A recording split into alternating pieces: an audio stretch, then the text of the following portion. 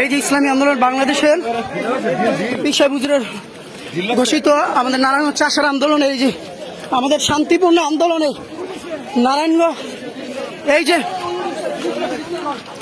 আমাদেরকে গুলি করে আমাদের কয়েকজন ভাইকে আহত করেছে, তাদেরকে হসপিটালে নেওয়া হচ্ছে।